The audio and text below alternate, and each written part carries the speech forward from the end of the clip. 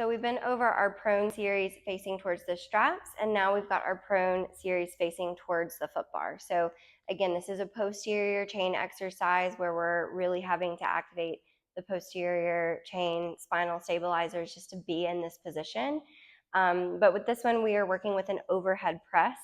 There's a lot more shoulder activation, especially anterior shoulder, as well as some pecs. So again, it's the push versus the pull. And we also start to work into a lot more spinal extension in this variation as well. So springs for overhead press, in general, we're still working with one spring. However, I would opt on the heavier end of things than the lighter for this, depending on the variation and the demographic in front of you. So usually like a red is a nice kind of medium starting place, but if you're really wanting to work the actual push-up and the overhead press, you might want to go a lot heavier. If you're more focused on the swan and the extension or just shoulder placement on the body, a lighter spring may be a better option. So we start the same way we did on our bellies. And we want the edge of the sternum on the edge of the box, hands about shoulder distance apart on the foot bar.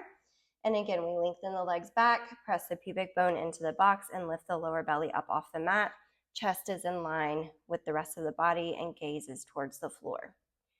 From here, we just start to press out through the arms and then bend the elbows at whatever angle is naturally occurring and bring the carriage back in.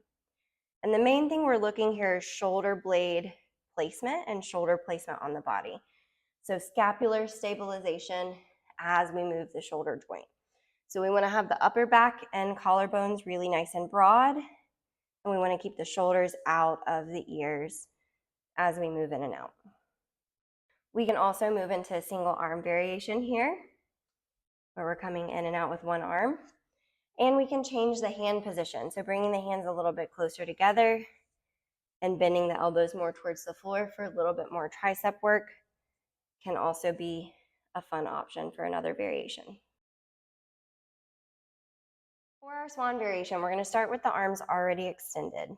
Inhale to prepare and start to press your arms down into the foot bar as you lift your chest up and forward, rising up into spinal extension. You're thinking of dragging your armpits down toward your hips and pressing down into the foot bar as you pull the carriage in, and then slowly release back out. We also want to think of pressing the pubic bone and the hips into the box and tucking the tail so that we're staying out of the lower back as much as possible. So this is a very lifted swan versus a major fold in the lower back and the neck. Common problems that we see with the overhead press component of this exercise is that people will press past the point of just full elbow extension. So they'll start to raise their shoulders up towards their ears, and we get a little bit of a scapular elevation here. And so we really want to cue shoulders down and out of the ears and keeping the shoulder blades nice and still as we move out through the arms. Some common problems that we see here with swan is that just like people's shoulder placement and shoulder blade placement. So you'll see them kind of bend their elbows or lift their shoulders up into the ears as they come in and out. Or we'll see people really start to get into their lower back if they're very bendy, which I am not. But you'll notice that like their full pelvis is on the mat and their whole chest is up. So cueing that pubic bone tuck can be really nice and important as well. We also want to make sure they're not just lifting through the head and neck, but keeping the head and neck in line with the rest of the spine in that extended position. And some ways that we can modify this, if that much extension is just not working for people, is just bring the hands down to the platform and we can get a little bit of a baby swan here where we can still start to move through that thoracic extension, but maybe staying out of the lumbar.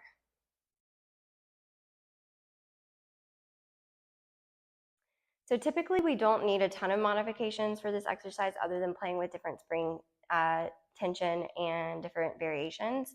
But usually if we need a modification, it's because somebody can't lay on their stomach. So that could be because it's uncomfortable or they really can't. So depending on why they can't or don't want to lay on their stomach would kind of dictate how we choose to respond to that. So for example, if somebody has just had surgery and they've got scarring and scar tissue, laying on their stomach may just be putting too much pressure there. We might be able to get away with just putting a blanket under their belly to help kind of cushion and not be on such a hard surface.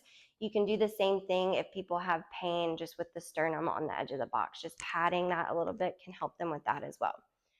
This is a position that people sometimes don't want to be in if they've just eaten a meal, right? If you've got any kind of reflux going on, this can kind of push that over the edge. So that would just be an indication that we're going to sit up and do a different variation. And same with pregnancy. Once you reach a certain point in pregnancy, we really don't want to lay on the belly.